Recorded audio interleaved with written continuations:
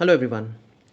दोस्तों, पीआर और मार्केटिंग इतनी इफ़ेक्टिव चीज़ है कि ये एक सड़े गले चीज़ को भी बहुत अच्छे से पैकेज करके ये लोगों को बेच सकता है और लोग उसको कंज्यूम भी कर जाएंगे। आप सोचो, जितनी भी हेल्थ ड्रिंक्स हैं या फिर सो कॉल्ड हेल्थ ड्रिंक्स हैं, ये जो बिस्किट है बेसिकली मैदा है, चीनी है और तेल होता है उसमें, और कुछ नहीं होता, नथिंग न्यूट्रिशियस, अल्ट्रा प्रोसेस्ड। उसको इस तरीके से ऐड में दिखाएंगे, पैकेज इस तरीके से करेंगे कि आपका मन कर जाएगा उसको कंज़्यूम करने का, जबकि होता उसमें कुछ भी नहीं है। तो ऐसी हर चीज़ में मार्केटिंग और पीआर का इतना ही ज़बरदस्त रोल है। बॉलीवुड भी इसका बहुत अच्छा एग्ज़ाम्पल है और बहुत बढ़िया तरीके से इसको यूज़ करता है।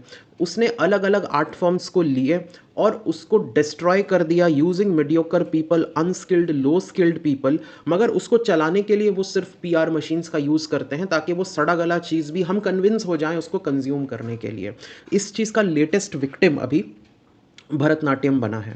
ठीक है? एक ऐसा आर्ट फॉर्म जो 2200 साल पुराना है, जो जिसने न जाने कितने इन्वेजन्स झेले हैं, कॉलोनियलिज़्म झेला है और मिलेनियम्स, कई मिलेनियम्स ऑफ सिविलाइज़ेशनल अपहीवल्स उसने झेले हैं। पर अनफॉर्च्यूनेटली बॉलीवुड का वो शिकार बन रहा है। किसी ने बहुत अच्छा सोशल मीडिया में लिखा है कि Bharatanatyam was founded in 2200 BC but ended in 2026, और इसकी हत्या करने वाली अनन्या पांडे उसको कहा जा रहा है, बट उसका दोष नहीं है। It's the entire machinery which is responsible for this. ये लोग हाइप मैन्युफैक्चर करते हैं, रिव्यूज़ खरीदते हैं और इनकी कोई अकाउंटेबिलिटी नहीं होती है, ज़ीरो अकाउंटेबिलिटी पे ये काम करते हैं। और जब भी ये फंसते हैं तो ये एक एक्सक्यूज़ डाल देते हैं कि ये तो फ्यूजन डांस है, ये तो फ्यूजन है, आपको समझ में नहीं आएगा, आप बहुत छोटे मोटे लोग हो, ये फ्यूजन, ये फायर एक्सटिंग्विशर की तरह fusion word, they just throw around this word, ये तो फ्यूजन है। जबकि प्रिंसिपल्स, बेसिक्स, हर चीज़ गलत, बिल्कुल। मतलब जो भी माल दिया जा रहा है हमको, सड़ा गला माल, जस्ट उसको पीआर के तौर पे, पीआर करके, मार्केटिंग करके हमको कन्विंस किया जा रहा है कि हम उसको कंज्यूम करें।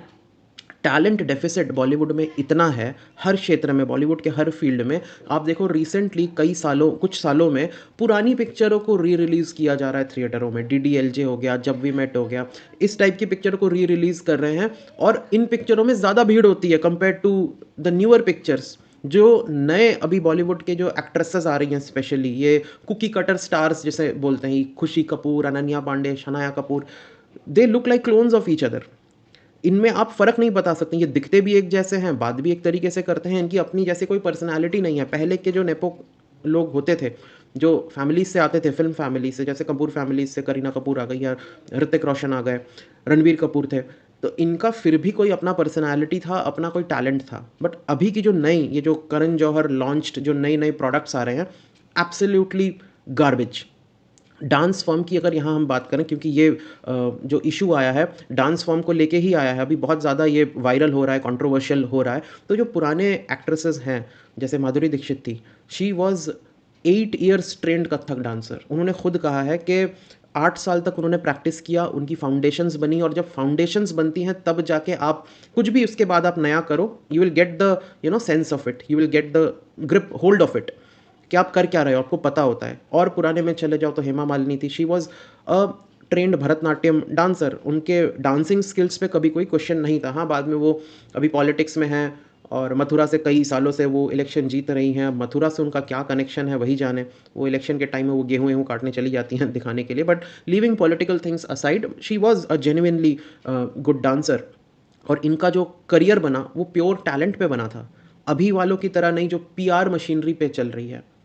और भरतनाट्यम पे अभी जो भी मीम्स बन रहे हैं, भरतनाट्यम अगर मैं आपको बताऊं, it's one of the oldest dance form of not only of India but entire world. इसके जो बेसिक्स थे वो लिखे गए थे हमारे एंशियंट बुक नाट्य शास्त्र में। कहते हैं भरत मुनि ने लिखा था। अब I don't know whether he is a historical figure और माइथोलॉजिकल फिगर, बट 200 बीसी में कहते हैं भरत मुनि ने नाट्य शास्त्र लिखा था। उसमें उन्होंने पूरे प्रिंसिपल्स दिए थे, तांडव, रस, भाव, अभिनय, मुद्रा, 108 फॉर्म ऑफ पोजेज उन्होंने बनाए थे, कराना बोलते हैं। अगर आप तमिलनाडु के चिदम्बरम मंदिर में जाओगे, जो 800 साल पुराना मंदिर है, उसमें बाकायदे 108 मूर्तियाँ बनी हुई हैं, जिसमें वो 108 कराने, जो पोजेज़ हैं, वो प्रॉपरली दिखाया गया है कि किस तरीके से ये किया जाता है। नाट्य शास्त्र को 2025 में UNESCO memory of the world register का खिताब मिला है। और भरतनाट्यम अगर आप ऐसे बात करो तो 5 से 6 साल तक आपको एक गुरु के अंदर ट्रेनिंग लेनी पड़ती है। आपको एक उसमें एक टर्म होता है अरिंगत्रम, मतलब पहला पब्लिक परफॉर्मेंस। वो पहला पब्लिक परफॉर्मेंस दिया जाता है 10 से 12 साल की ट्रेनिंग के बाद। इतना रिगरस ये डांस फॉर्म है और इसका मजाक बनाया है इन्होंने, तो ऑब्वियस सी बात है कि ये लोग चिढ़ेंगे, जो एक्चुअल डांसर्स हैं वो लोग इससे काफ़ी ज़्यादा नाराज़ होंगे। एक छोटा सा पोज होता है उसमें, हाफ सिटिंग स्टांस, अराई मंदी बोलते हैं उसको।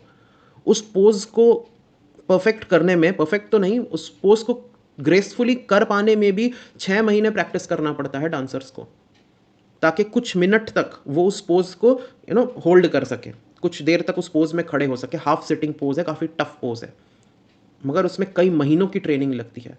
बहुत सारे हमारे पुराने डांसर्स हैं, जैसे अनीता रत्नम है, one of the most respected classical dancers of India of present times. उन्होंने बहुत इस चीज़ को क्रिटिसाइज़ करा है। ये जो क्लिप जो वायरल जा रहा है, उन्होंने तो बहुत कुछ कहा है कि भरतनाट्यम का मर्डर कर दिया इन्होंने, और Bharatanatyam is like packing it's bags and moving out of theatre.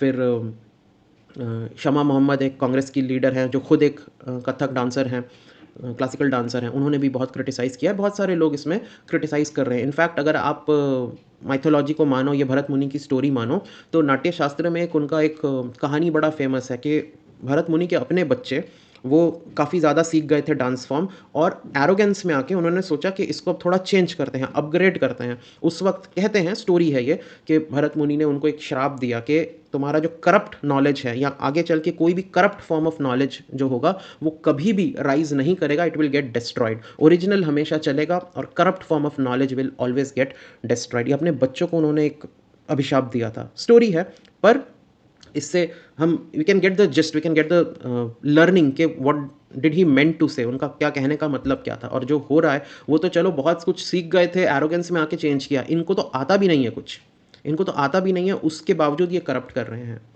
तो पीआर जो हो रहा है, पीआर के बेसिस पे ही सब कुछ हो रहा है। बहुत सारा इन्वेस्टिगेशन भी हुआ है इसके पीछे।